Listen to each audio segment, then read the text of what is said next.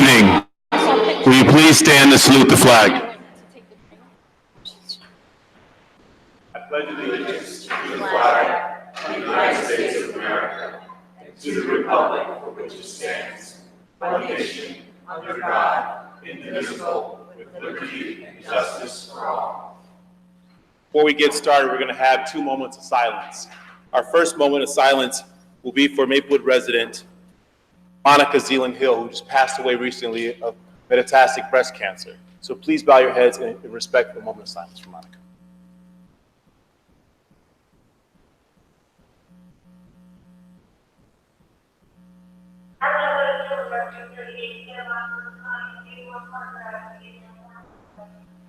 Thank you.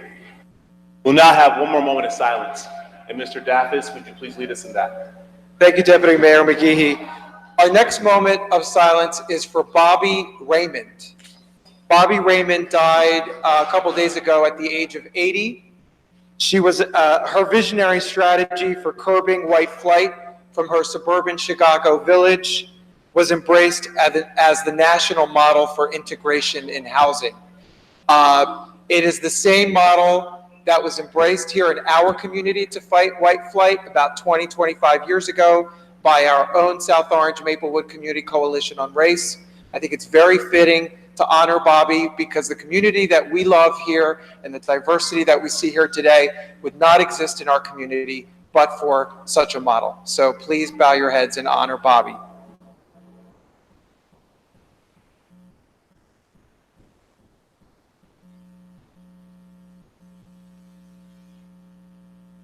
Thank you.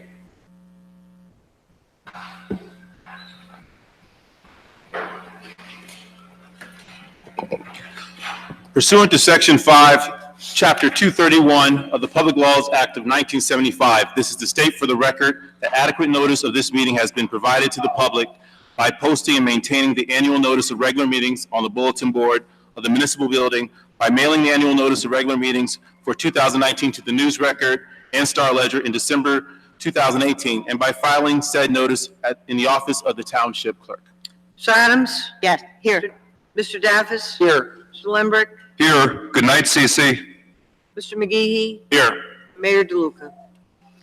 Whereas Chapter 231, Public Laws of 1975, commonly known as the Open Public Meetings Act, requires that all meetings of public bodies be open to the public, and whereas Section 7A provides that the governing body has the discretion to permit, prohibit, or regulate the active participation of the public at any meeting, and whereas the desire of the governing body to comply with the provisions of this act, same time conduct its business in an orderly and expeditious manner, now therefore be it resolved by the Township Committee, Township Maplewood does hereby prohibit, except as set forth in the formal agenda, active participation in the deliberations of the governing body by the public, and except as otherwise described by law, does limit the public to the observation of the actions and discussions of the governing body at all of its regular and special meetings. So moved. Second. Mr. Adams? Yes. Mr. Daffis? Yes. Mr. Lembrick? Yes. Deputy Mayor McGehee? Yes. Thank you, Ms. Fritzen. And good evening and welcome to the Tuesday, May 21st Township Committee meeting. As you can see, for the first time or the third time in only 11 years, Mayor DeLuca is not with us this evening. He is away on business for the town. So he is here in spirit and probably watching on television. We have a pretty substantial agenda for this evening, and I will go through it right now. We have 2 proclamations, one for Emergency Medical Services Week. We have a second proclamation for 2019 National Cancer Research Month. We have a resolution where we'll be appointing our police chaplains, which is a very important program here for the Township of Maplewood. We'll have a public comments section, which is for agenda items only. We'll have a presentation to the governing body by the Recreation Advisory Committee. And then we'll have several final ordinances. The first one on final passage will be in regards to vacant and abandoned properties that are in foreclosure. We'll have another final ordinance regarding intersection on Winthrop and Maplewood Avenue, installing a stop sign. Also on final passage, we'll have an ordinance regarding parking restrictions on Brookshire Road and Burgos Way and Union Avenue as part of the Safe Schools for Clinton Elementary. Another final passage, which will be on capital improvements here for the township. And then we have one new ordinance, which is adopting and amending the redevelopment plan for designing redevelopment area number 2, which we talked about as a discussion item at the meeting on the 7th. We have 2 discussion items, one on amending our cafe ordinance and cold weather enclosure, and also responsible beverage training. Our consent agenda is approximately 13 items, and if everyone's still around, you'll enjoy that. We'll be looking at authorizing contracts. We'll also be looking at adopting a permanent prescription disposal box. We'll be looking at the purchase of asphalt, the payment to Essex County for traffic control services on Springfield Avenue. That's where we had aligned all the traffic lights so they're all green consecutively. We'll be looking at awarding professional services for GPS and GIS mapping for the township stormwater collection system. We'll be also looking at adopting a resolution regarding a MAPSO Safe Rise program. This is for our Youth Advisory Committee. Bills and claims, resolution confirming the allocation of funds to the Municipal Open Space Trust Fund. A resolution regarding a payment to Police Officer Joseph Cabone. Will be also a resolution regarding salaries and titles for 2019, inclusive of promotions and merit increases. Authorizing compensation for non-contractual officials and employees for the township. We'll be awarding a contract to emergency lead mitigation at the Woodland. And we'll be approving the open session minutes from May 7th and approving the non-minutes from the closed session from May 7th. We'll then go into our second public comment where any subject matter can be discussed. We'll have our financial report from our CFO. We'll go into our administrative reports by Ms. Viveros, Mr. Desiderio, and Ms. Fritzen. We'll hear from our elected officials, and then finally we will adjourn. So as you can see, we have a nice, robust agenda for this evening. I would now like to ask Mr. Lindbergh to read the proclamation for Emergency Medical Services Week. Thank you, Deputy Mayor McGehee. Anyone who is here who's involved with our first responders, EMS, fire department, would like to come up and join me, I would appreciate that. I'm also looking at our clerk.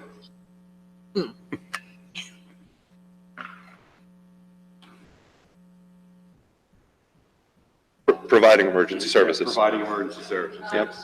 How fitting.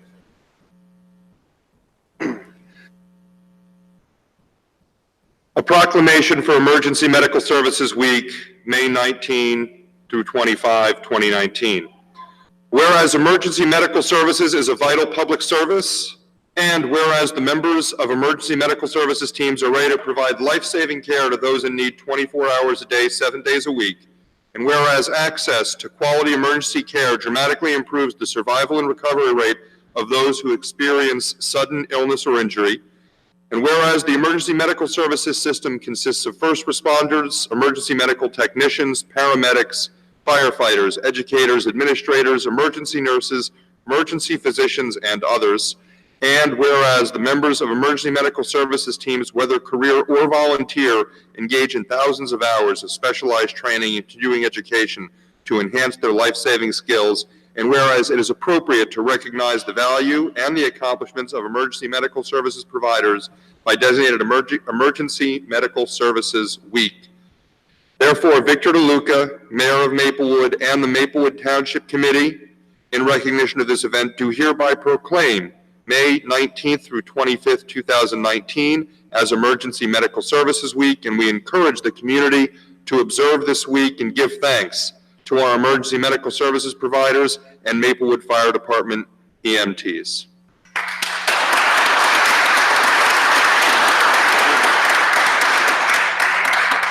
Thank you. No. Okay.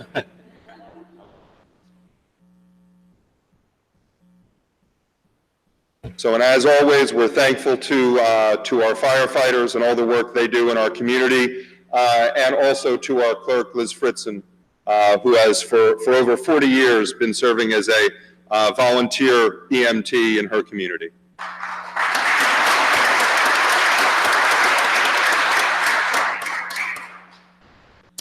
Thank you, Mr. Lindbergh. Ms. Adams, would you please read the proclamation for 2019 National Cancer Research Month?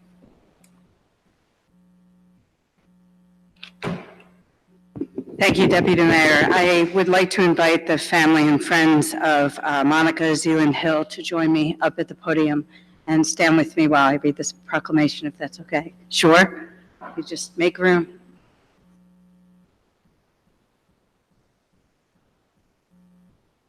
Come on up. There's plenty of room. Just pile up here.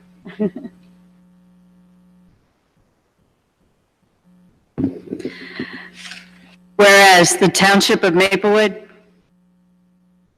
hereby recognizes the founding of Medivivers of New Jersey, a chapter of Mediviver research and support in memory of Maplewood resident Monica Zealand Hill, and as an active response to stage 4 metastatic breast cancer patients.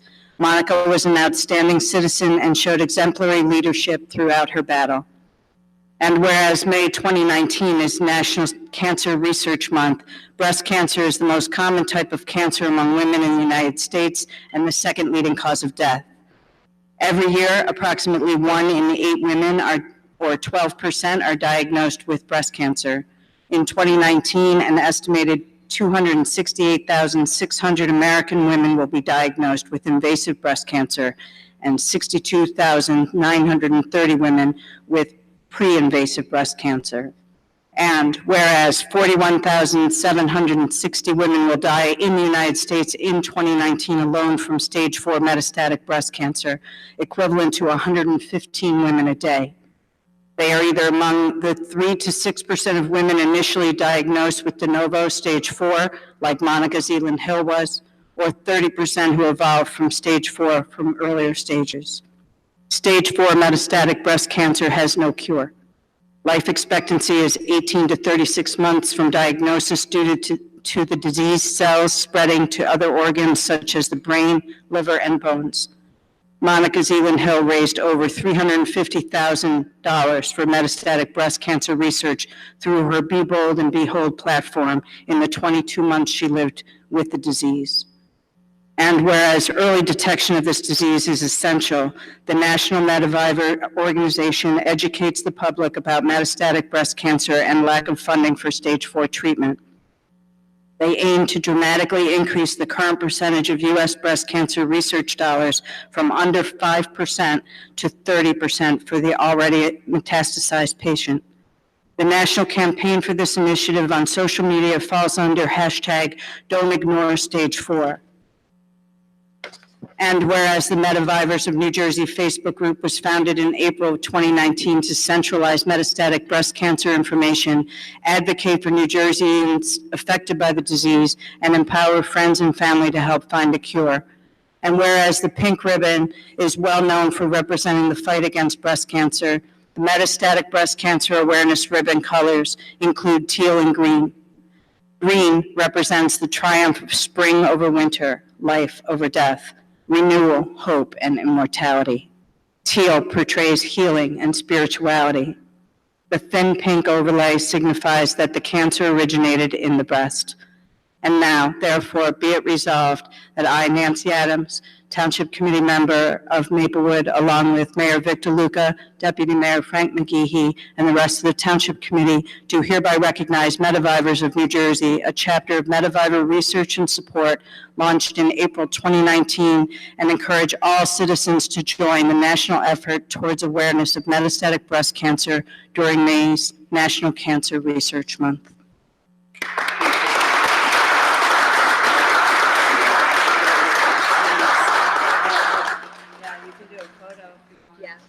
But you know you have words. Yes.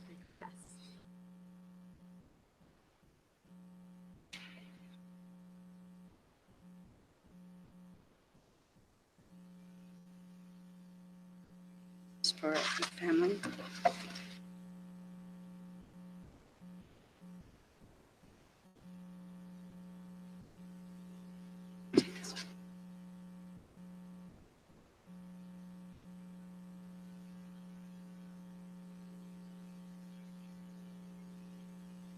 Well, thank you so much to the town and everyone here for reading that proclamation in honor of Monica.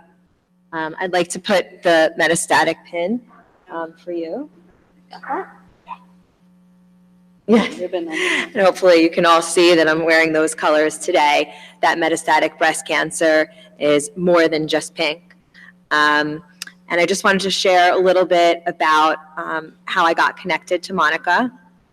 A friend of mine in this room, Sarah August, called me when she heard that her best friend's younger sister was diagnosed with metastatic breast cancer, the same disease that I myself was diagnosed 4 years ago. It's a devastating diagnosis, but Monica and I had so many similarities. She was metastatic de novo, which meant she was stage 4 off the bat, just like me. It had metastasized to her liver, which was the same as mine, and mine also in the liver. And they had decided to start her on the same treatment that I had started on. And she was also a young mom. So we had so many things in common. We would meet for lunch, and she, came to my pool, and we lobbied together in Washington, D.C. to, fight for this cause. And,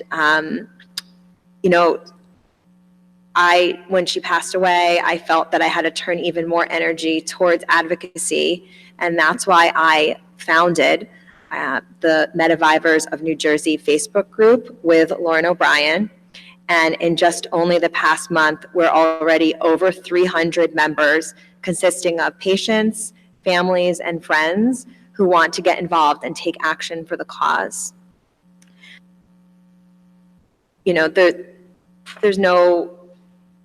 It's hard to find words to share when it comes to coping with this type of devastating loss.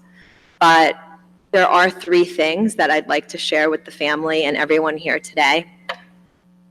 And I have found that this has helped me, that despite the diagnosis, I can still find happiness in every day.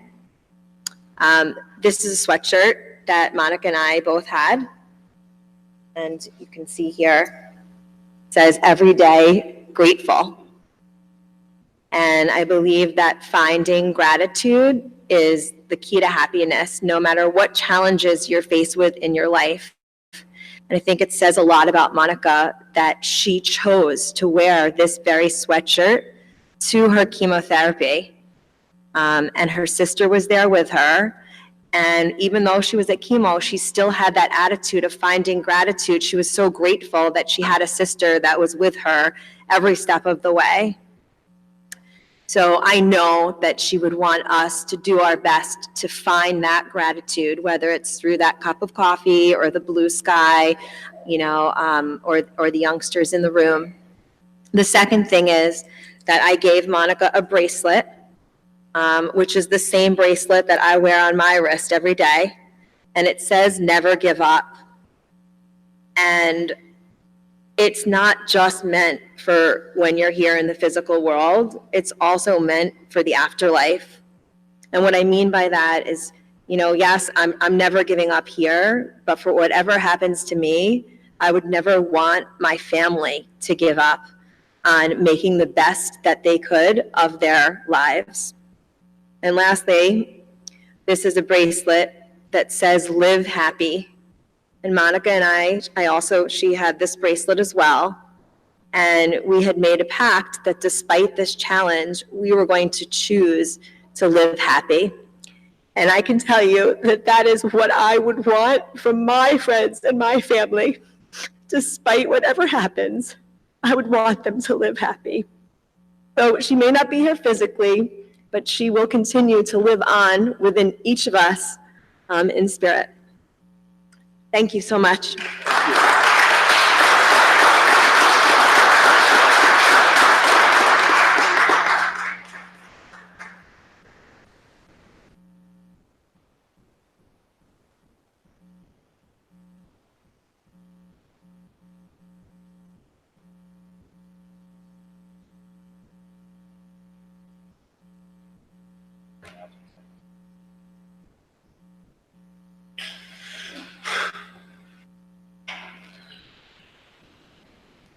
We'll take a moment for anyone who wants to leave at this point. And thank you again to the Hill family for your courage and bravery and love. Thank you so much.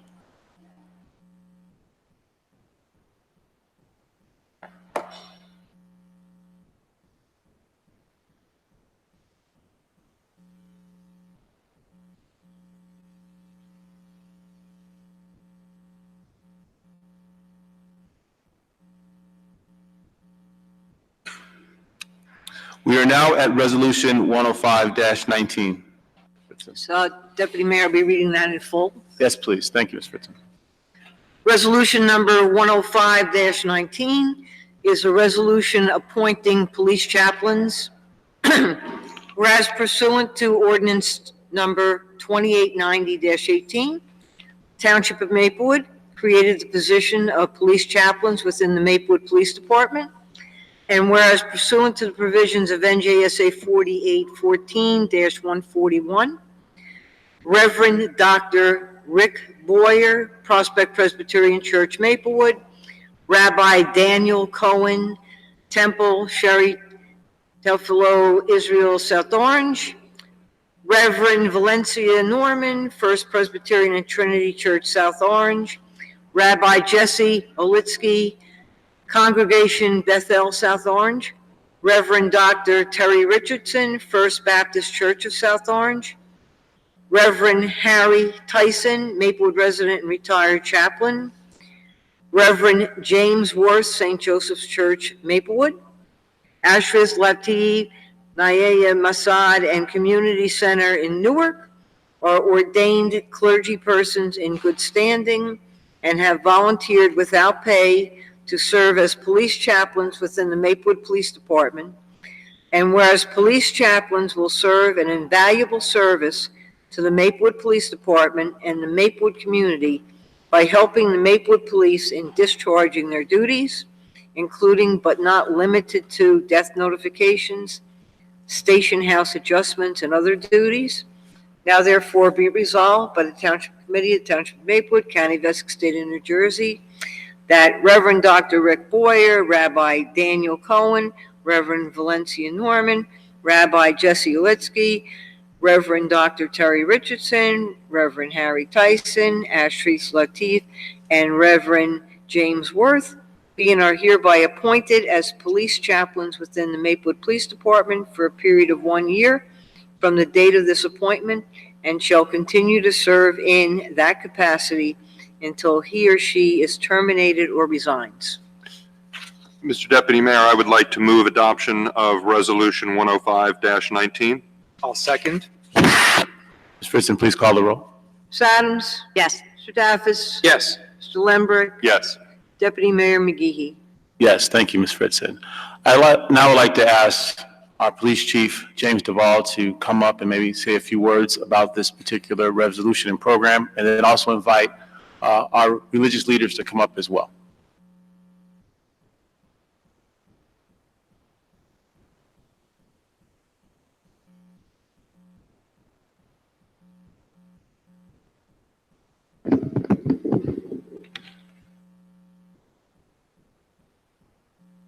Thank you all for coming tonight, and Chief, please. Deputy Mayor, about a year ago, I came to the Township Committee and I said it was important for the police to establish a relationship with our clergy in both the Maplewood and South Orange communities. I feel that the police chaplains that you see before you, they're going to help greatly with our communities and working with our police officers to help change the culture within the department as well. And I would like to invite our chaplains to introduce themselves and say a few words. Thank you. Thank you. Hi, I'm Rabbi Jesse Olitsky from Congregation Bethel. Thank you, Chief Duvall, for working together, starting this program a year ago. And our hope of continuing this program is really continue to bridge and build a bridge between the police department and residents of Maplewood, a bridge that I know Chief is very invested in, building a bridge I know our township is, the committee is very invested in, and we believe with so many of our residents affiliated with houses of worship, we can help build that bridge and rebuild trust that may have never been there and may have been there but was lost, and can help serve that purpose. Thank you, Rabbi. Good evening. May the peace and blessing of God be with all of us here. It's a pleasure and honor to be here. I've been part of the Maplewood South Orange District for the last 25 years. 4 kids passed through the school system. I'm very honored to be part of the process of establishing the chaplaincy program in this area. I feel it will do wonders for our first responders, first of all, supporting them and providing that comfort and, and a hand, a shoulder to lean on and to be able to say kind words to them. Also for our community, being able to partner with them to support our community. So congratulations on the township for making this bold move and Chief Duval, and I close by the prayer of Prophet Abraham when he said, "Oh my Lord, make this town secure and grant its residents sustenance." Amen. Thank you. I'm Rabbi Daniel Cohen. I've served Charlottesville, Israel for the last 27 years, but I've only been a local resident for the last 4. And we live in an amazing community. So when the chief sent out word that he was looking to create this program, looking to really enhance the relationship between the citizenry and the police department, as individuals who are committed to community service, it only made sense for us to do so. And I'm really privileged to be here and to aid in the work that the chief is doing, which is such important work. I'm also really honored to be able to support the work that law enforcement does, which is so incredibly important. And as a member of the Jewish community, particularly this time in our nation's history, I'm especially grateful to law enforcement. So to be able to do our part to support them is particularly important. Driving over, there was something that really struck me for the first time, and it shows the wisdom that the chief has. There are 8 of us in this first group of chaplains. Among the 8 of us, there are Christians, there are Jews, and there are Muslims. There are men and there are women. So even this program that the chief has put together represents the diversity that we are all so proud of in this community. And so I applaud you, and I'm really honored to be working with you, with the department, and with the township. Thank you. And I'm Reverend Harry Tyson, and I'm the new guy in the block. I just moved here 2 years ago from Salina, Kansas, so that was quite a move. Where I was there for 35 years as the chief chaplain at a regional medical center, as well as I also was a volunteer for the police department there for the entire time I was there. And so it was an honor when I was approached and asked would I be willing to help serve here. And I need to say, Chief, that I am really impressed with how you have put together the program, the way it's looking, and especially the diversity we have within the program.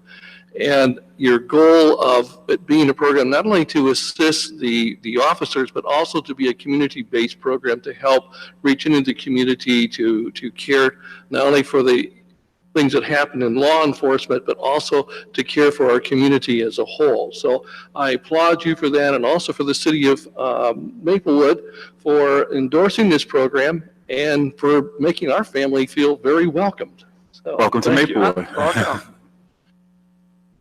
Mayor, Yes. just quickly, I'd like to give them their IDs. Absolutely. Please, thank you, Chief. It's a get out of jail free card.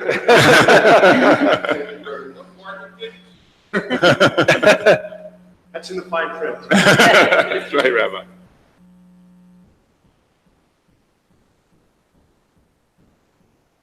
Thank you. Thank you.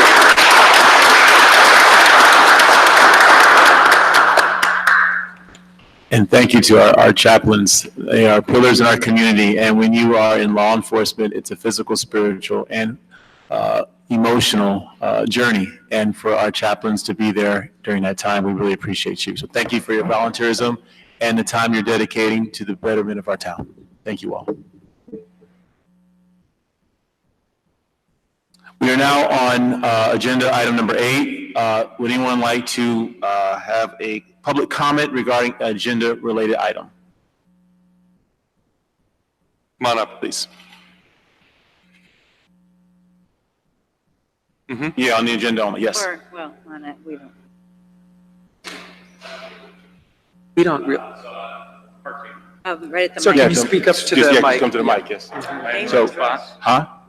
So is it on the? Oh, it's Oh, on it's the a final. second. Yes. Yeah, when it comes up, that's fine. Yeah, we'll wait for that. Yeah, thank you, sir. Sorry. Would anyone else like to come up and talk about an agenda item that is not on final?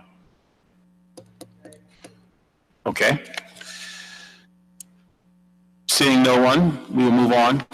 The next agenda item, number 9, is presentation to the governing body by the Recreation Advisory Committee. Mr. Deputy Mayor, I'd like to just introduce that. We have here tonight Jim Lackey, who is the chair of the Recreation Advisory Committee. Jim has been a volunteer here in Maplewood for many, many years and has been a member of the Recreation Advisory Committee for some time. And the Recreation Advisory Committee would like to as other committees do, to give a report particularly on the state of our parks and recreation facilities here in Maplewood, and bring to the attention of the township and the governing body some issues that it's seeing with the parks, where the Recreation Advisory Committee thinks we could do some things a little bit better. So I'd like to present, again, the chair of the Recreation Advisory Committee, Jim Lackey. Welcome, Mr. Lackey. Thank you. Thank you for having me tonight. I've been a resident since '98 here, same house, so I don't like to move. And I'm the longest standing member of the Rec Advisory Committee and someone who's in our parks just about every day that I'm here in this town. So out of through our discussions and through talking with neighbors and other people and being involved in township activities, coach for just about every year I've been here. Really feel that our parks are a bit on the neglected side. First thing, I think we need more regular maintenance. Repairs need to be done on a regular basis. I did this little PowerPoint, so hopefully I don't have to talk as much for your benefit. One of the things is the basketball courts. The netting is constantly, doesn't get replaced in a timely basis. The fences could be repaired.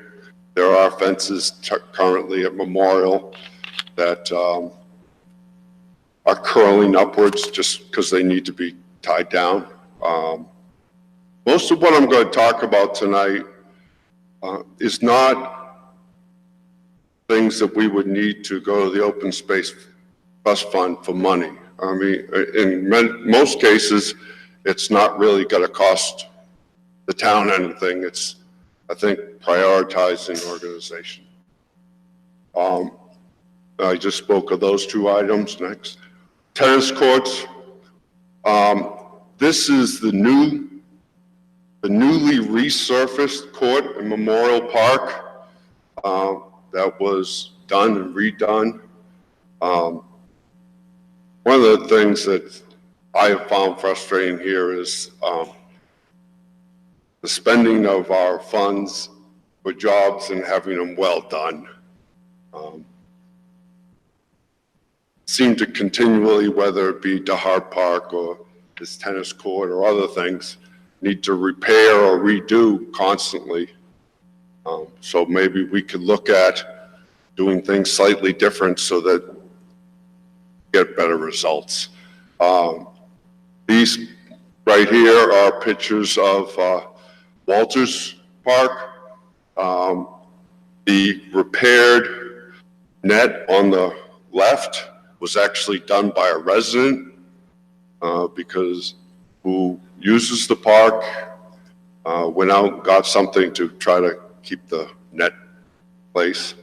There was flooding. Here's an example of tennis courts just cleaning up. Stays there for months, rots, decays, and doesn't get picked up. A crack that could be fixed, and the longer we leave it unfixed, it only gets worse. If we seal it, we can prevent it, hopefully bigger expenses, so we don't have to regularly, if we can push out redoing a tennis court completely for 5 years, you multiply that by all the courts, then we've saved a lot of money and still have great services.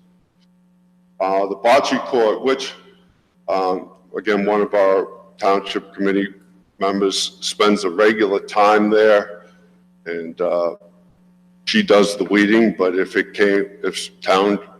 someone would come and rake it regularly, we wouldn't have weeds and things like that. Well, our fields, these are some pictures of fields where of the park that I spend most of my time in, which is Maple Crest, but I could take you to any of them and they'd be the same. Sections that just don't have grass. And yet when it doesn't have grass, why don't we aerate and seed? Seed's not real expensive. We have the aerator and we have the manpower. Here's one section from the fall.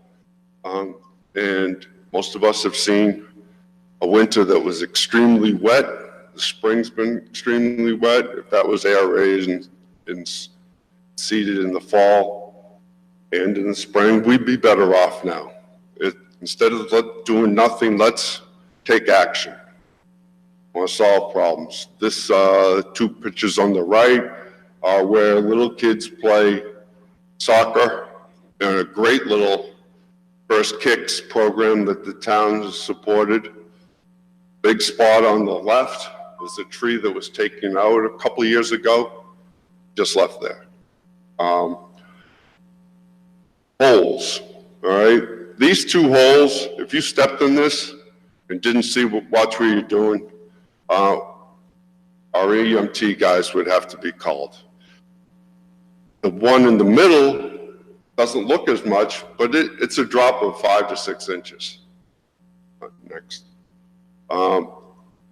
The whole two pictures in the middle, this is right between the main walkway into Maple Crest from Oakview, all right, and the middle baseball field. That hole developed this winter, and nothing, it hasn't, I don't even know if it's been looked at, and if it was looked at, then I would assume something was done. The two holes on either side of it are from a tree that was removed probably a decade or so ago.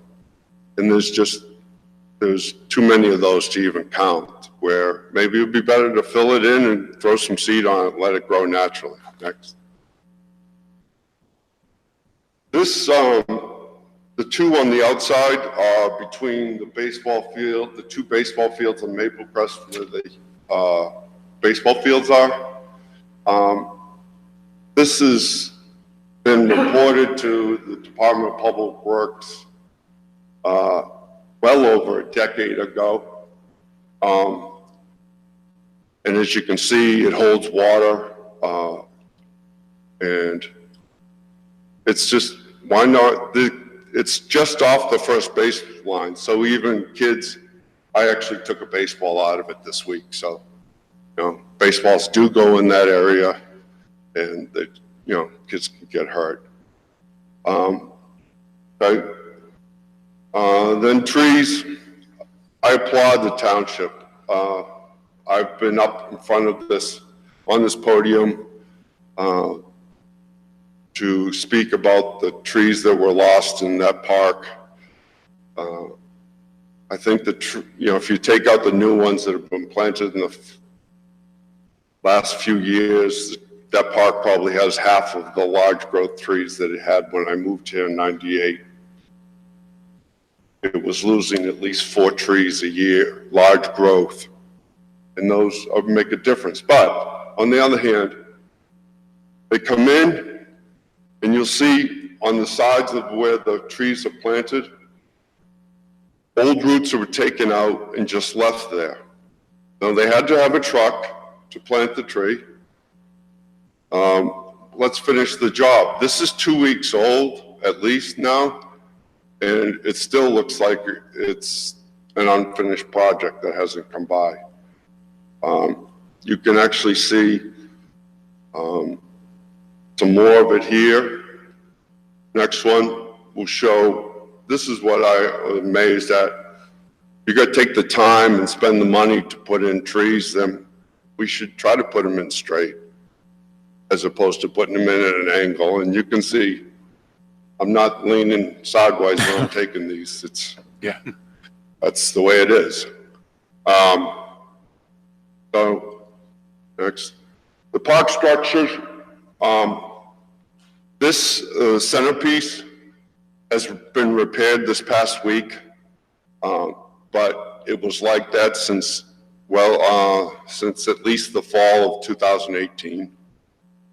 So it was left there. The other pictures are this great new addition that the township spent money on, and it had some really nice gutters, which I know were very expensive because I actually spent time in that business for a while.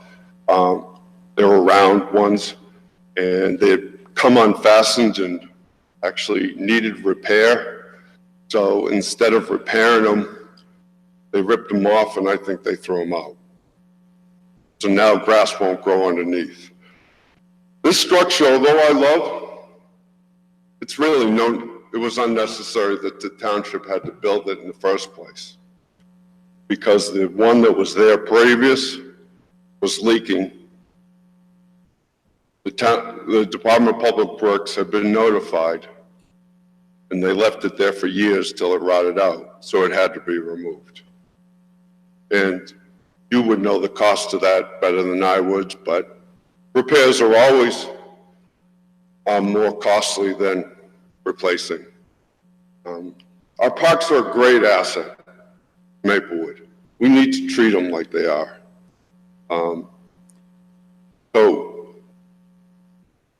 I just want to say, why are we in this state? What can we do to replace it? How can we help? And I know it won't change overnight, and there are good people in the Department of Public Works, but it's not a matter of dollars or money or manpower. And this is the last thing. I don't want to go on a low note, but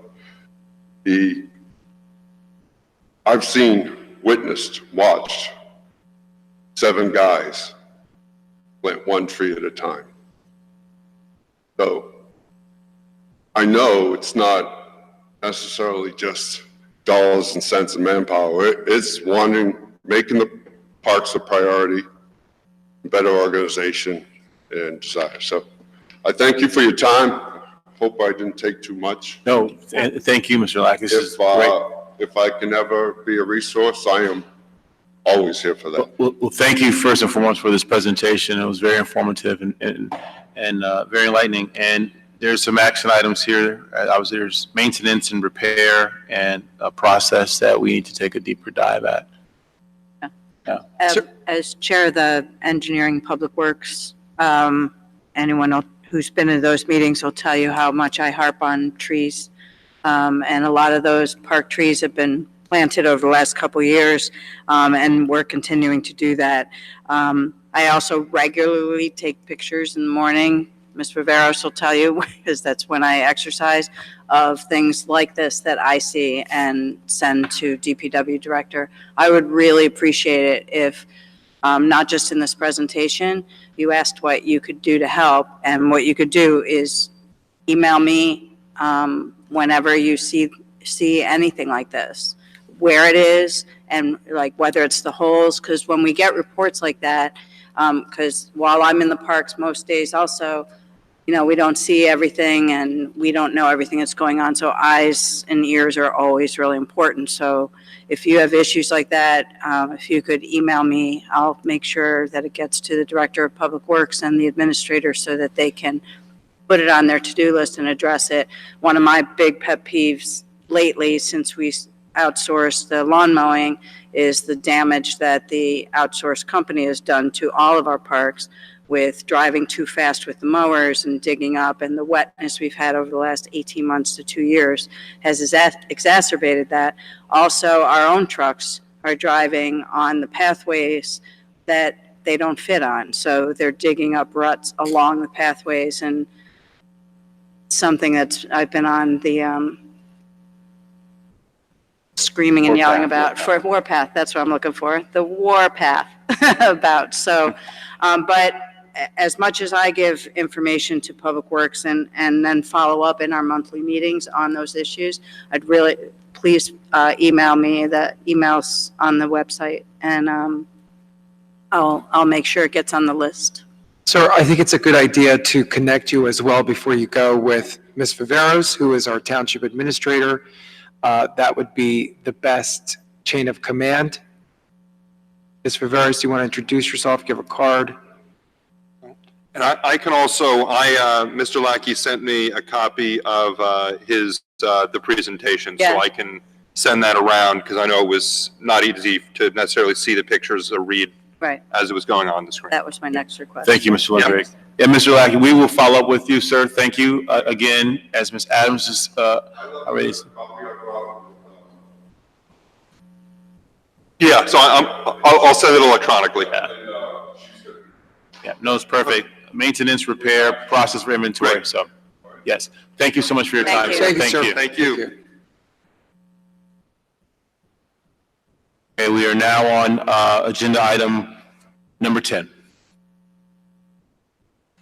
Yes, Deputy Mayor, ordinance number 2957-19 is an ordinance to amend ordinance 2891-18 with regard to vacant, abandoned property and properties in foreclosure. This ordinance will require that vacant, abandoned property and properties in foreclosure be registered with the township in order to ensure that such properties do not fall into disrepair. Right. This ordinance has been published, copies posted on the bulletin board in the municipal building, and copies made available to the general public in accordance with the law. Well, now, is there anyone who wants to speak on this ordinance? I'd like to say a few words, Deputy Mayor McGehee, if I may. I just want to tell the public. Excuse me, we should probably wait till after this motion to put it in. I'm supposed to move it, so. Yeah, he's moving it, actually, so. Second. Okay, so we moved it and seconded. I just want the public to know that this is a great thing that came out of our Code Enforcement Committee. It's a more comprehensive approach toward identifying and registering vacant and abandoned properties. We're also expanding that to properties in foreclosure. And we're doing a better job than the previous version of this ordinance that we passed last year to identify properties in foreclosure and to register them using the ProChamps system that we talked about. This ordinance allows us now to be able to go through with ProChamps. It was required.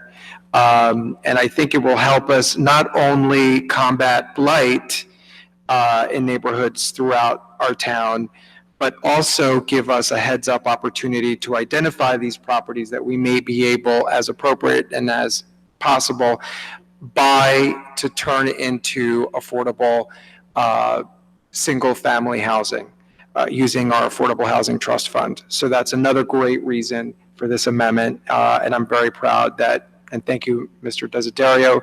And huge thanks, heavy lift here goes to our Director of Community Development, Annette DePalma. Thank you, Mr. Daffis. Ms. Fritzen, please call the roll.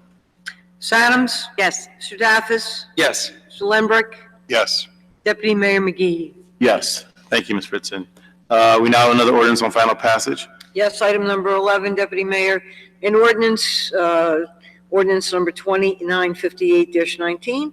It's an ordinance to direct the installation of a stop sign on Winthrop Place at its intersection with Maplewood Avenue. This ordinance will direct the installation of a stop sign on Winthrop Place at its intersection with Maplewood Avenue. This ordinance has been published, copies posted on the bulletin board in the municipal building, and copies made available to the general public in accordance to the law. Would anyone like to speak on this ordinance? Seeing no one, I'll entertain a motion. Mayor, or Deputy Mayor, I move this ordinance be adopted as a whole and the clerk be directed to publish the same as a past ordinance in the Maplewood South Orange News Record according to law. I'll second it. Fritzen, please call the roll.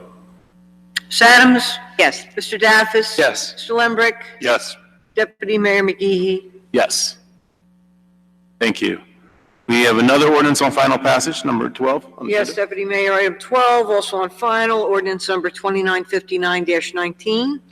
It's an ordinance to impose parking restrictions on Berkshire Road, Burroughs Way, and Union Avenue as part of the Safe Routes to School, Clinton Elementary.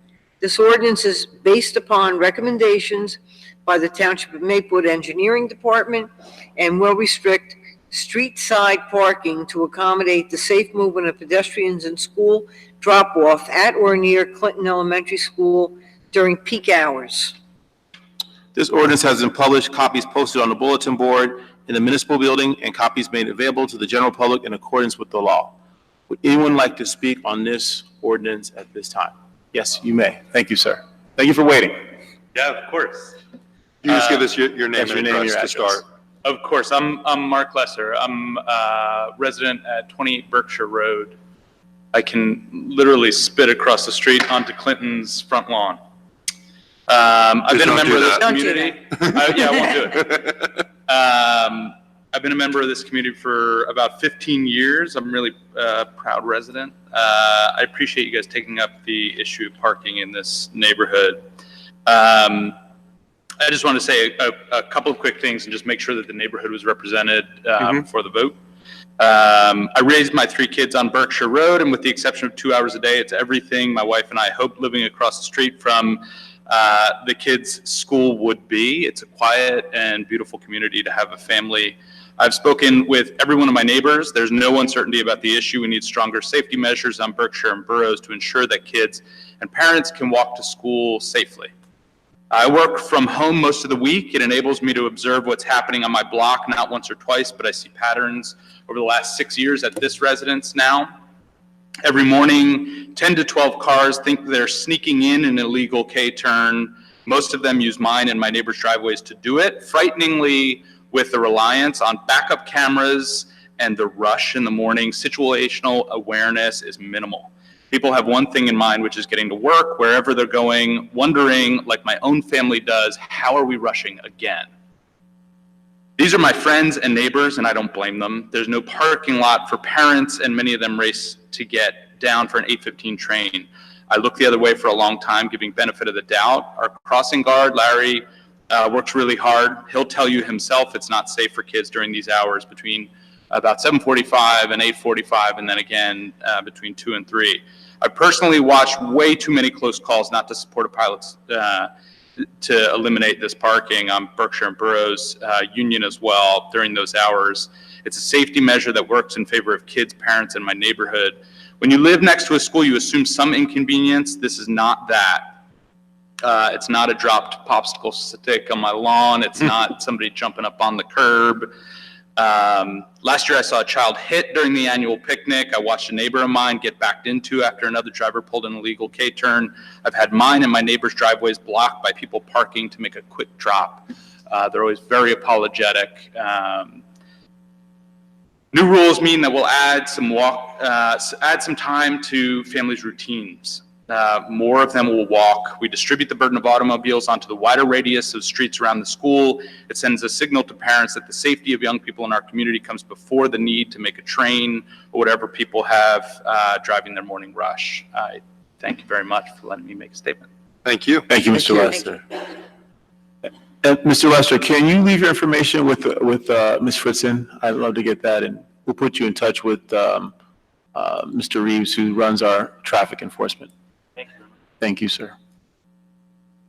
Okay. Would anyone else like to speak on this particular ordinance?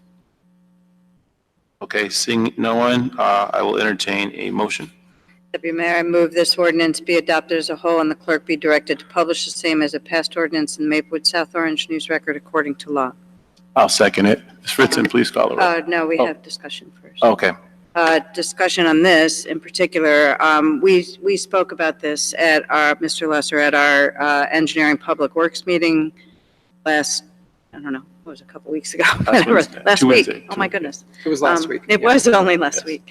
And we had a fellow resident from your neighborhood who came to the meeting to ask us to reconsider some of the restrictions that this ordinance would put in place. So a lot of that had to do with making sure that a lot of the concerns you brought up. So we're not I'm not going to vote for this tonight. We've asked the engineering department to take another look at it and work with our attorney to determine exactly where the restrictions would go. And also that resident wanted us to also address the hours that you mentioned between 2:30 and 3:30 and not just in the morning. So we want to do something over there, and this is the same thing, as it's the heart of the issue, but we need to tweak it some more. And luckily, this is the end of the school year, so, but it'll happen and be passed in time for the fall. So I expect my colleagues will vote on whenever our engineer and our professional staff gives us. So if it's not voted on tonight, Could you come to the microphone? You need to go to the. It'll be Sylvester, yeah. tabled. It'll be tabled until we get the recommendation from the engineer, who will consult with our attorney, and then we'll draft a new revision to the ordinance. So to be clear, what Ms. Adams is saying is that although it did pass initially, that there was a meeting, we had our committee meeting after the first passage, and there was some information that was discussed that results in it being needed to be tweaked so that it's enhanced. And so what will happen is that theoretically, this may fail tonight, but then it'll be brought back up again and then pass. And because the school year ends no later than June 21st, we'll have at least 2 meetings to pass it, and then the police department will run their process, and then everything will be implemented before the first day of school. So if it doesn't make it until the second meeting, engineering is going to have time to put signage in place and Yeah. Oh, yeah. Yeah, we have all summer. All summer. I'm not concerned about that. So I don't, it won't happen this school year, though. I know that the police department was very interested. They were looking at, they did the cones, they were looking at certain things, and it was just so late in the school year to implement it that they wanted to wait until the fall for the new traffic flow anyway. But it sounds like the momentum is in the direction of adding restrictions. Absolutely. We did this at Tuscan, our race been very successful. We did this at Maplewood Middle School, been very successful. Clinton's the next school. We're going to get them all. Thanks. Yeah, I appreciate it. Thank you, Mr. Lester. Thank you. Thank you. We Ms. need to Fritz? call the roll. Yeah, please call the roll. Ms. Adams? No. Mr. Daffis? No. Mr. Lembrick? Yes. Deputy Mayor McGehee? No.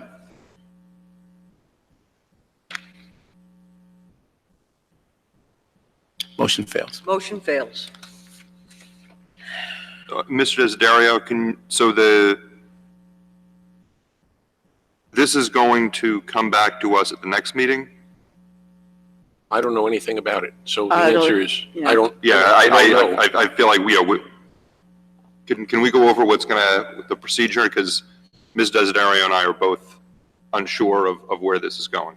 Yeah, my anticipation is that it will be much the same ordinance with some extra restrictions and some clarifications on where parking is restricted and where it's not, so that if it's an entire side of the street or it's not. We had Ms. Leventhal was at our meeting talking about issues that she's experienced and with pulling out of the driveway, with traffic that's happening during that time. So she found some issues with certain restrictions that were in the existing ordinance that would probably be problematic, plus the additional time of school pickup as opposed to just morning. The existing ordinance only deals with 8 to start it earlier in the morning, like 7:30 to 8:30.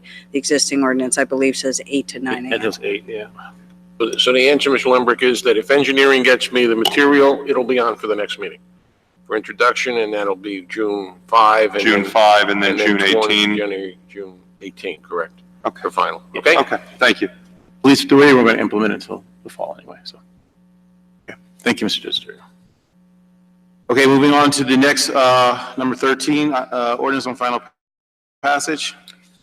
Yes, Deputy Mayor, item 13, ordinance number 2960-19, bond ordinance providing for various capital improvements of the Township of Maplewood in the County of Essex, New Jersey, appropriating the aggregate amount of $4,664,063 therefore, and authorizing the issuance of $3,306,950 in bonds or notes to the township to finance part of the cost thereof.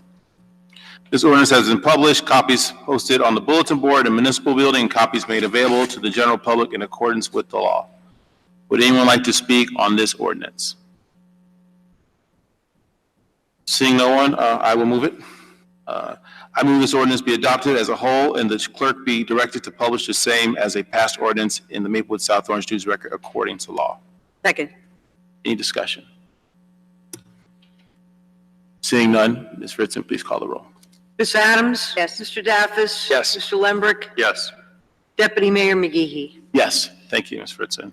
Item number 14, ordinance, new ordinance. Yes, Deputy Mayor, ordinance number 2961-19, adopting and amending redevelopment plan for designated redevelopment area 2. This ordinance will further amend and supplement the redevelopment plan for redevelopment area 2. Ms. Adams, can we have a motion, please? I move the passage of this ordinance on first reading, its publication according to law in the Maplewood South Orange News Record, and a hearing to be held on June 18th. Second? Ms. Fritzen, please call the roll. Ms. Adams? Yes. Mr. Daffis? Yes. Mr. Lembrick? Yes. Deputy Mayor McGehee? Yes, thank you. We are now at our discussion items. Our first discussion item is amending cafe and cold weather enclosure ordinance. Mr. Daffis. Thank you, Deputy Mayor. I presume you've all received a copy of our existence ordinances that pertain to the cafe permit, sidewalk cafe permit, and the cold weather enclosure permit.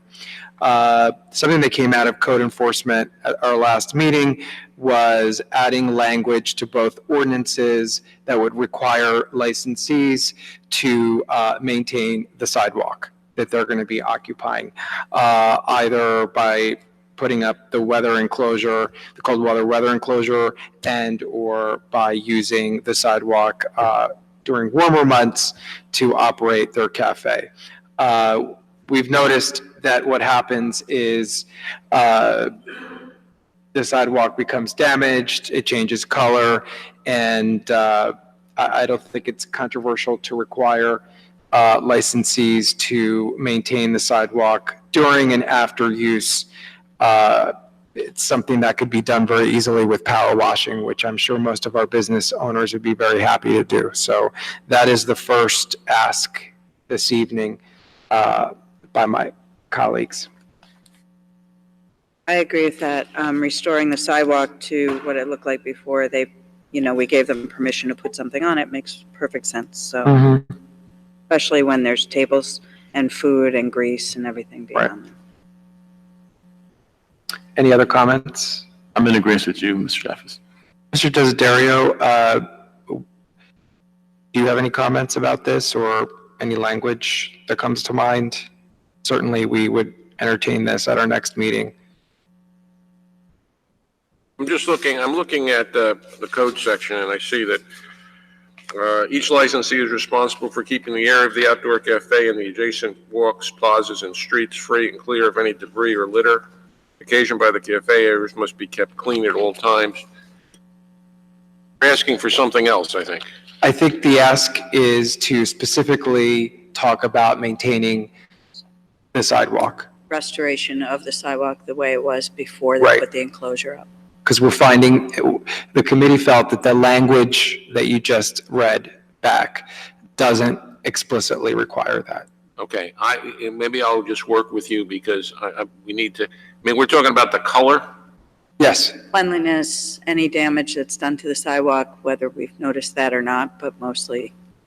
All right, okay, I think part of it is there. I guess I just need to get the specific language. Sure, and we can work on that together. The second ask that relates to this is there's nothing in our code anywhere that relates to sidewalk awnings. And some of our business owners who would like to be able to have a cafe on the sidewalk and go through the process have shown interest in being able to have a sidewalk awning. Nothing prohibits them from doing a sidewalk awning. One business owner, when they took down most of their cold weather enclosure, they left the roof up and used that as a sidewalk awning, which they felt was not only aesthetically pleasing, but also less intrusive to pedestrians on the sidewalk when compared to umbrellas. So, so the ask is to either add language to the cold weather enclosure ordinance that would allow a sidewalk awning, or entertain a separate ordinance that pertains to sidewalk awnings in general. And I would defer to Mr. Desiderio on his recommendation. In the part of the ordinance that regulates awnings that are on buildings over windows or storefronts?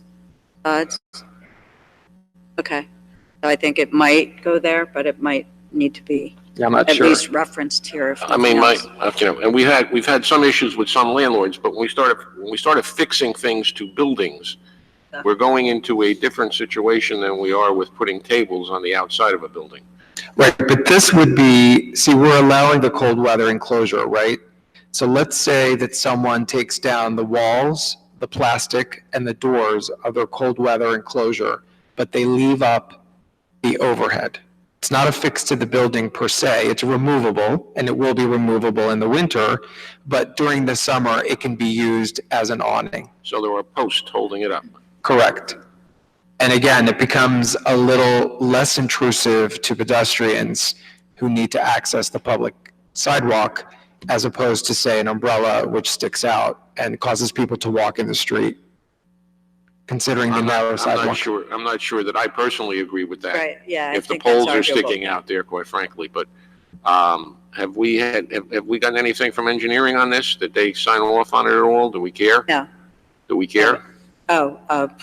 I think mostly if we're talking about, because while an outdoor weather enclosure is temporary, it's still affixed to the building to keep it from blowing away. So I would think that the property owner would need sign off on such permission. Let me try to think it through and I'll communicate with you, okay? Is the rest of the committee in favor of moving forward, looking into this? Yeah, I would like to look at it. I think I'm pretty clear about what we're talking about, and I would say that in one scenario, which I'm thinking of, the enclosure is better than umbrellas in this one situation I'm very familiar with in terms of walking from the train every day. So I would be in favor with you taking a look at this, Mr. Desiderio. Things we're gonna need is, somebody's gonna have to give us a height. Give us, excuse me? The height. Yeah, because that's. I think it would match whatever the awning height is, maybe. The what is? A regular awning. Like what, like? All right, I'll look at the, Oh, a I'll flap. look at the zoning ordinance, because that's Yeah. probably where the awnings are. Okay. That would be in the zoning. I mean, I agree we should take a look at this.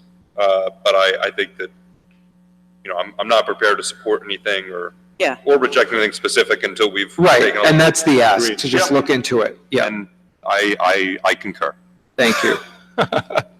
Thank you, Mr. Lambert. Is that all you have on that? Yes, Oh. did you have something else? Yeah, I wanted to, and maybe this goes back to code, but since we're talking about this now, to think about whether or not we would like to permit retail establishments that are not food related or food centric be permitted to put outdoor tables outside their business, outdoor tables and chairs. So essentially having an outdoor cafe permit for businesses that are retail in nature as opposed to food in nature. I think we should take that to code and then bring it back to the full committee. Do you have an example of something you're thinking of? No, just some, I mean, there are businesses that put out benches that they put up against their facade, but they don't necessarily get a permit for those, or, you know, it depends on the municipality. I'm not sure we require a permit for a bench, like for a business to have outside their. It's not portive or cafe. Right, so if like a business has, St. James Gate, for example, has a bench outside, but they don't have a cafe permit, so we don't have any, so our ordinance is silent on this issue, I guess. Correct. But there are businesses that may want to do something where they can have people sit outside at tables and chairs and create sort of that space that we really, I mean, the whole reason we removed, or previous township committee removed even a fee for an outdoor cafe is to encourage such activity on the sidewalks. Active sidewalks, yeah. Yeah, there are at least, I can think of at least 3 businesses in the village that have benches in front of them. Right. I'll So- put this Some are back eatery and some are on not. code for the Yeah. next agenda. Well, and also, does Mr. Desiderio or Ms. Fritzen, do either of you have any idea how, it's not in this municipality, but in another municipality, there's a retail liquor store. So it has a retail license. They have tables and chairs outside their establishment that people can buy beer or wine or whatever inside the store and consume it on the public sidewalk outside. Is that anything that's, Absolutely not allowed.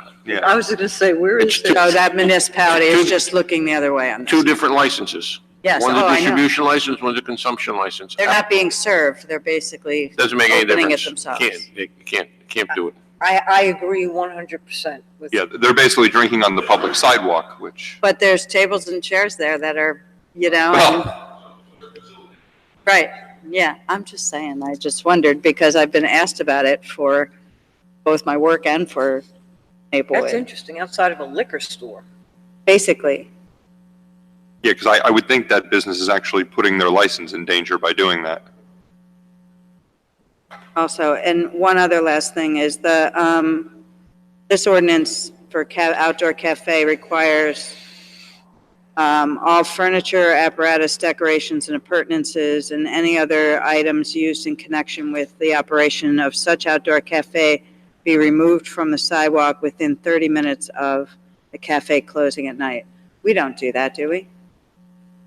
We don't, Well, I mean, we don't require that, we certainly don't enforce it. I'm just wondering if whether or not just changing the wording there, it's 18714E, might be something we want to look at to make it be more realistic.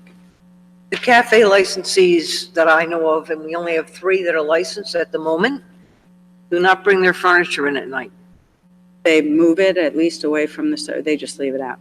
Leave it out. Okay. So, and then the last thing, I know I said that was the last thing I lied. So the restrictions, the next section, letter F, because we have the ability to have an outdoor cafe outside of the zone, the retail business zones. In the one we discussed, that code, where a business had applied, the hours that restrict that in the residential zone, in any other district other than the RB, HB, NB, and OB districts.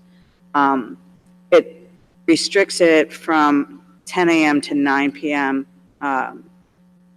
On Friday and Saturday, and I was just wondering if maybe that shouldn't be expanded and be similar to regular business zone till 11 p.m. I understand it's in residential, but realistically, all of our business zones are near residential zones, so why we restrict it more?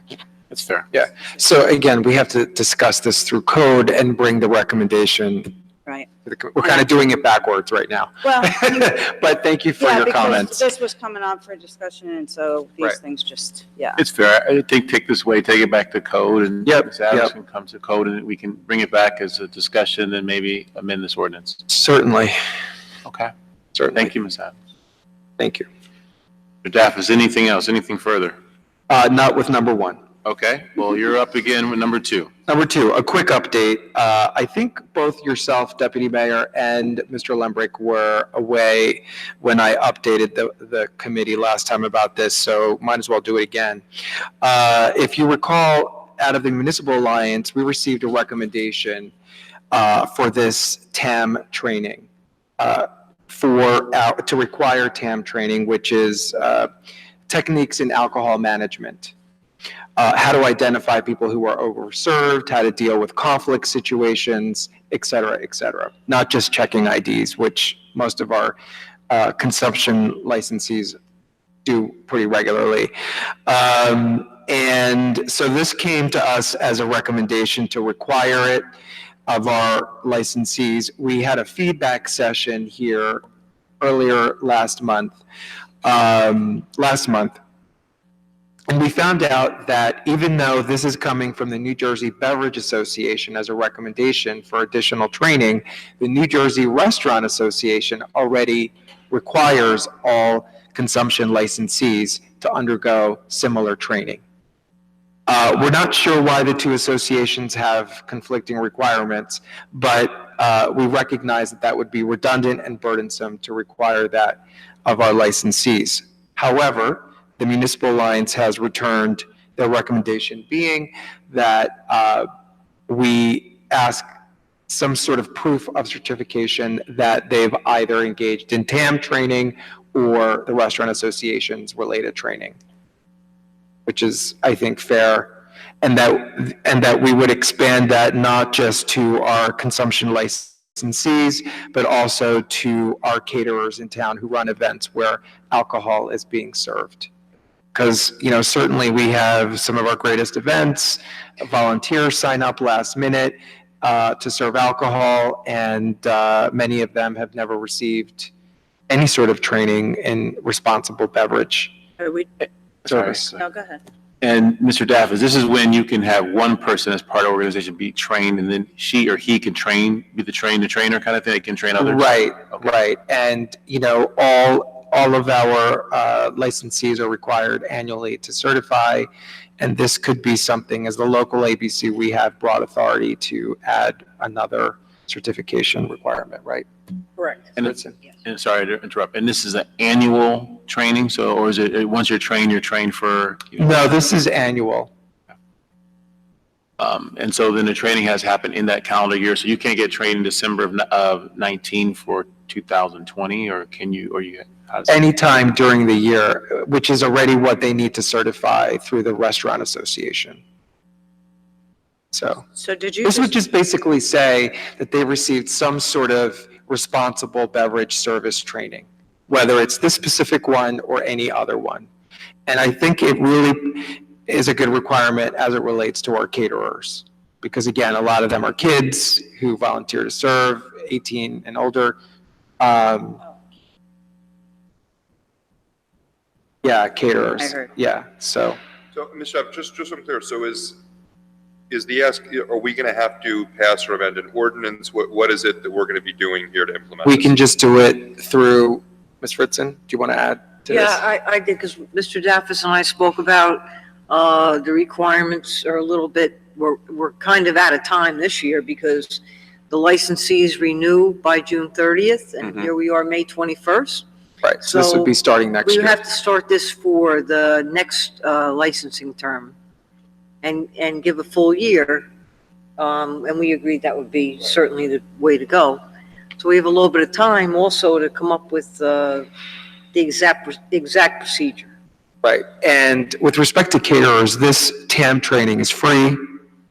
We know that our consumption licensees are restaurant owners, they can afford special training. This training is free, and it's very easily scheduled. Essex County actually provides it through the ADAPT program. They can come on site and do it, and it's about a 4-hour training. Perfect. So it's pretty convenient to do. Okay. No, I think it makes sense. Okay. Yeah. Anybody else? What else? Adams? Okay. Awesome. So we'll discuss this, Ms. Fritzen, and Yeah. we'll figure out what it looks like. And we know that nobody was really against it at all. Right. Everybody was for it. Thank you. Thank you, Ms. Fritzen. Okay, we are now on item number 16, consent agenda. Mr. Daffis, I think you're going to move this with a clause for number 6. Yes, Deputy Mayor, I move to adopt the consent agenda items 1 through 5, skipping over item 6, and 7 through 13. Second? Second. Fritzen, call the roll, please. Ms. Adams? Yes. Mr. Daffis? Yes. Mr. Lembrick? Yes. Deputy Mayor McGehee? Yes, thank you, Ms. Fritzen. Mr. Daffis, would you like to discuss resolution number 108-19, item number 6 on the consent? I would, and I welcome, I see my fellow advocates from the Youth Advisory Committee are here. I welcome them to come up. I just wanted to talk a little bit about this. So we've talked about the Safe Rides program before. It is the initiative that the Youth Advisory Committee, the public policy initiative that they put forth. And this resolution establishes the framework of this public policy initiative. And just to summarize, and I invite them to say more, this is a public safety measure. It is a peer-to-peer volunteer service, students serving other students in our schools throughout Maplewood and South Orange, making sure that they get home safely from parties. Not endangering them with strangers via Uber or Lyft, but with students that they know. The program calls for all drivers and all passengers to be registered through a closed app similar to the Uber and Lyft app, which we understand is under development at the moment. Every driver has a navigator for extra precaution. Every driver and navigator is allowed to pick up to 2 passengers max. All passengers must be able to enter the vehicle at all times on their own. Passengers who are sick or require assistance, 911, can be rejected, and drivers and navigators will assist them through the 911 and through police. Everyone has to have parental consent to be part of this program. The passengers are also registered through the program. Everyone is registered using their student enrollment status. So we were careful that this is students only and by students and for students. And this has been blessed by both police chiefs of Maplewood and South Orange. I'd like to commend our township attorney, Mr. Desiderio, and I have had a lot of back and forth about the language here and making sure that we're taking every precaution. The insurance of the driver would be primary. The township's insurance is secondary. There are requirements on the coverage listed in the resolution. Are there any other items anything you'd like to say, Youth Advisory Committee? So I just, sorry, a little short. I just wanted to say thank you. We've been working on this project for a while. I think in, October, we were like, what if we made an app? So I think it's really cool to see our first real, very tight-knit project come to fruition. I also just want to voice community feedback.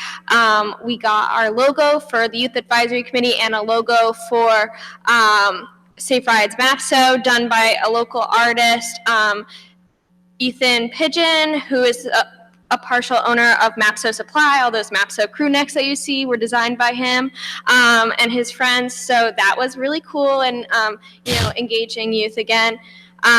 We have our app underway. It will be technically a website first in its beta formation because of iOS processing through the App Store to get an app certified. It takes some time, and we want to have the program available earlier than that. We have an article coming out in the Columbian, the Columbia High School newspaper, which will be out Friday, I believe, which has a feature on Safe Rides. And I had lunch with my friend who graduated 2 years ago, and she said the best thing that came out of Columbia was Safe Rides. So I'm excited that we're keeping it going. That's wonderful. Congratulations. Thank you. So do you have any update on the development of the beta version of the app? No, but I can get that. Okay. All right. Let's work on that. And finally, in terms of how we're financing the app, which we think will cost around $5,000 to get us, off and running, we anticipate receiving some funds from Maplewood South Orange Municipal Alliance, as this is a Don't Drink and Drive initiative. So we'll have some funds there. And South Orange has pledged a third as well. Maplewood has pledged a third. And these awesome students here have also raised their third. And then some, Yes. right? And Right. Frank I know you 200, that's right. Yeah, you said that on tape. Yeah. So I'm legit, yeah. So Yes, thank we you. have that. Thank you very much and congratulations. Absolutely. Thank you. I would just like to also thank everyone who helped with this. I think this was really possible with the coordination of so many people, and I think this program is a great representation of teens in this town and what we could do. And I think it's a really interesting way to engage people while keeping many people safe. So I'm extremely excited to see this come true, and I want to again thank everyone because it's really. Thank you, Justin. Thank you. Thank you, Justin. Dylan, did you want to say anything? I mean, No, they said everything. okay, great. Thank you. Thank you. Thank you all. So, I move the adoption of resolution number 108-19, adopting maps of safe rides. I second. Yep, cool. Ms. Lindbergh is seconded already, so we will get the roll. Thank you, Ms. Fritz. Ms. Adams? Yes. Mr. Daffis? Yes. Mr. Lindbergh? Yes. Deputy Mayor McGee? Yes, and thank you, Ms. Fritzen. We are now item number 17, our second public comment on any subject matter. Would anyone like to approach and speak on any matter? Oh, right, we do have our Yes. Essex County. That's right. Yeah, we are represented by the county. Would the county like to come forth and speak? Typically, our count. All right, then I'm good. Yeah, exactly. Okay. Thank you. All right. Yeah. Thank you.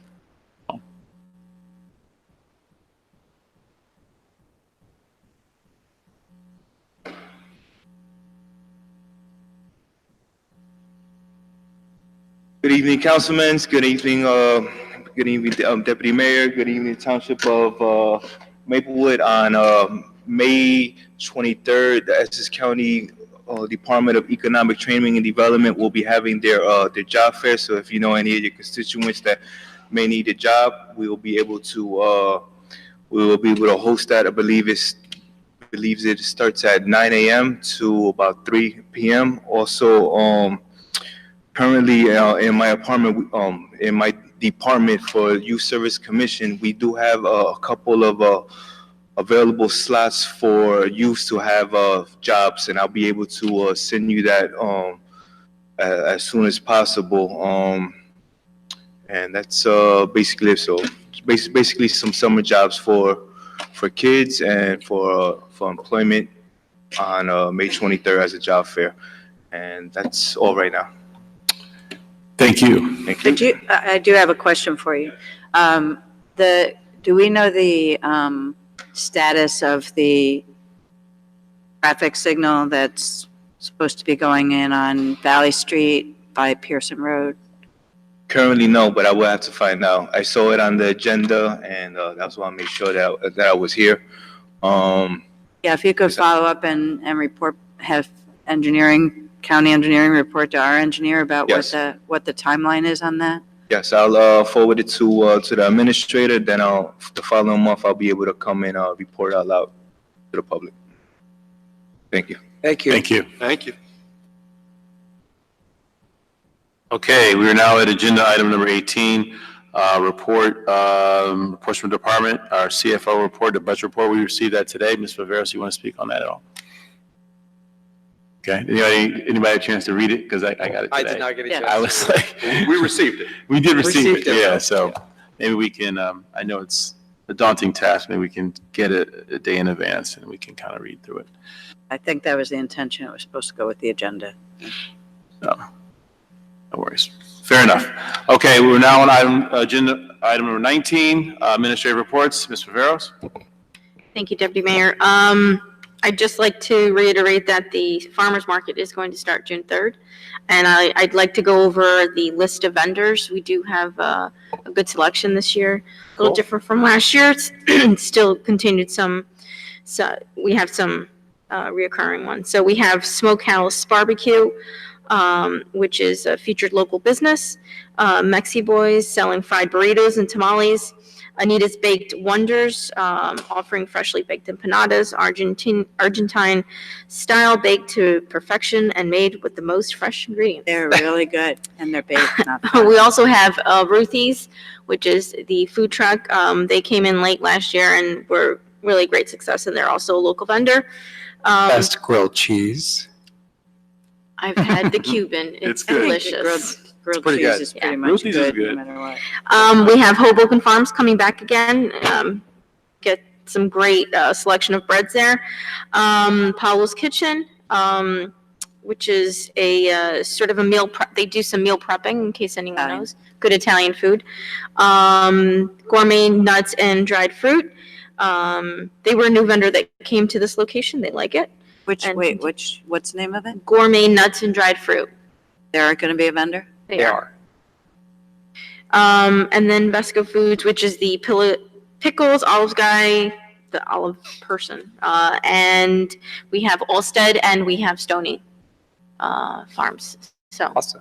as our two produce to-go people. So we have a good selection of people. And of course, we've put out to the merchants that twice a season rather. We like, if you want to promote your local business for free, just coordinate that with our office. We'll maintain a calendar to make sure. On the website to sign up for that? Or nonprofit? Oh, good. What we've done was we sent over to the SIDS, and the SIDS are reaching out to the merchants. So we've coordinated that way. I guess my question is, will they be able to just go on the website and sign up? Yeah, I think it should be there, and then you would be checking it anyway to make sure that they're a Maplewood business. You could do that. Just easier that way. Okay. And does it, for the prepared food vendors at the farmer's market, do they have special license from the health department? No, not that I know, not for the prepared foods, unless they're cooking something. Well, correct me if I'm wrong. Do they? I think Paolo's has. They have to have licenses. Yeah, sure. They have to have licenses. Right, We they can have cer- to have licenses. We can certainly check, but I can't believe that they don't. Sure, yeah. Out of curiosity, I looked into that with Bob Rowe earlier this week. So he does do periodic inspections and check licenses, and if they're cooking with an open flame, so most of the local vendors have already gone through the process and passed his inspections. So, but he does make periodic stops, he told me. Right, but they should have an annual license for the farmer's market specifically, especially if they're a new vendor, right? So Mr. Rowe said because they pay the registration fee, he waives the local health fee, but he does check to see if they have a license. So he waives the fee, but he does check that they're doing. Correct. Okay. So we don't have a separate permit that they have to submit, even if they're a business in another town, that they don't have to get a license here to be in our farmer's market? As I understand it, yeah. Are we covered on that, like insurance-wise, I assume? I think we're talking at cost purposes. Okay. Are they certified to sell food? Is that the question? No, well, most farmers markets, the vendor will have to have, especially if it's prepared foods or heated foods, aside from the random inspections from the health officer, they have to have a permit for selling that food. Okay, the permit I can't address. That's Okay? what I'm asking about. Okay. So if you could find out from the health department what the situation is with that.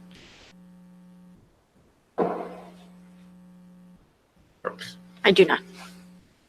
Thank you. Mr. Desiderio. I have no report, Mr. McGee. Thank you, Mr. Desiderio. Ms. Fritzen. Couple things, Deputy Mayor. My first item is just to remind the Township Committee and also the residents that Memorial Day, we have a parade and we have a ceremony. And the parade starts usual route, 9 a.m., followed by the ceremony here at Town Hall at approximately 10 a.m. And the Maplewood VFW is involved also with my office with the coordination, and I think we're all set to go. Great. Primary election day is 2 weeks, and polls are open from 6 a.m. to 8 p.m. And just the only change would be the notifications that the county makes and also we are making for the two districts that will be voting at the OEM building at 129 Boyden Avenue. And just one additional change, voting at the Woodland for this primary will be in the parlor, street level holler instead of the ground level. Will we have signage to that We're going to point? have a lot of signage for that as well. And we've had 6 event meetings in the last week and a half. Some of you, like Mr. Daffis, attended all 6. Thank you. And that's because we have so many great large-scale events here in the township coming up in the next 6 weeks. So that's my report. Thank you, Ms. Fritzen. All right. Agenda item number 20, reports from elected officials. Ms. Adams. No report, Deputy Mayor. Thank you, Ms. Adams. Mr. Limbrick. Thank you, Mr. Deputy Mayor. I have 5 items, but they're all very quick. First, I just want to congratulate South Orange, who had their elections last week, specifically Village President Sheena Collum and our new trustees in South Orange, Bob Zuckerman, Summer Jones, and Donna Collier. I also want to thank Trustee Davis Ford, Trustee Rosner, and Trustee Levison for their many years of service to our community. And want to congratulate the voters of South Orange, who had really outstanding turnout last week. I think this is really, between the turnout that Maplewood had last year, South Orange had for this election, I think we're setting up very nicely for 2020 to have huge turnout in next year's crucial elections. Just want to reiterate what Ms. Fritzen said, that our election day is 2 weeks from today. So everyone, please come out. Let's keep the momentum going. June 4th, please vote. Another thing to reiterate from Ms. Fritzen is invite everyone to come out to our parade on Monday. The parade will start at 9 a.m. At the West Parker lot over by Columbia High School. It will go from there up to Maplewood Avenue, then through the village, take a left onto Baker Street, a left onto Valley, and then finish here at Town Hall. So we hope that people will see us at some point along the route, come out. The Columbia High School Marching Band is going to be participating. Then the ceremony starts at 10 a.m. Here in the front plaza of the Maplewood Municipal Building. The VFW, the high school band, the Glee Club is always a very nice ceremony, and it's great to have residents come out for that. And following that, of course, the duck races over in Memorial Park. So come and support a great cause, and that's always a fun event for people of all ages. The next thing I wanted to report from Public Safety Committee and the Township Committee is that last night we conducted interviews with firefighter candidates. We'll be sending 5 firefighters through the Fire Academy. And I was really impressed with the caliber of people. We had a great group who applied, and we're looking forward to adding some new blood and some diversity to our fire department through these new hires.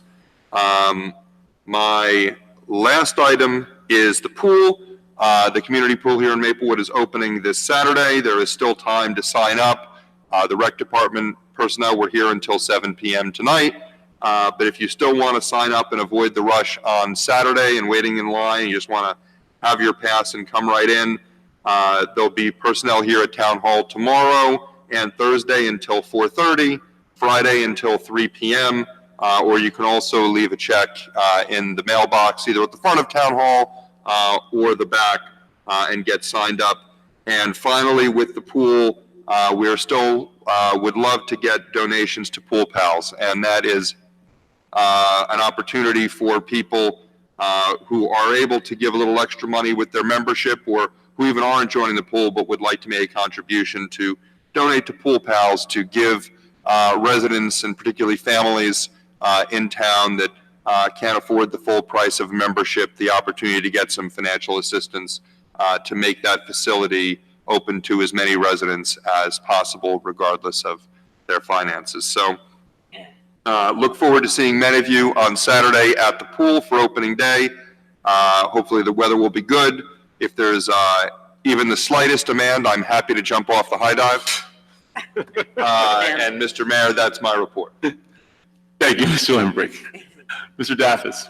Thank you, Deputy Mayor. I want to jump back on pool bows for a little bit. As Mr. Lembrick mentioned, it's a great discretionary fund that builds greater equity and access to the pool for families at a discount, and we welcome donations throughout the season. In fact, we are going to engage in an appeal to raise some additional funds and extend and do a second round of applications through the month of June to allow, again, families who may have never been to the pool, an opportunity to get to the pool. It's a great public utility and it should be enjoyed by as many people as possible. I'd like to report that after our great parade on Monday, on June 2nd, we will be starting off our Pride activities. And it's going to be a fulsome month of great activities. We will kick off Pride officially in the Township of Maplewood with our Equality March. After a flag raising at Rickleton Square, we will march through the village and over to Town Hall for a rally and flag raising here in front of our municipal building. The youth have gotten together and they're creating their own Pride event this year for the very first time and raising the flag over on Springfield Avenue by the gazebo. So on the very same day, on June 2nd, after the activities here at Township, there will be a youth family picnic. Everyone is welcome.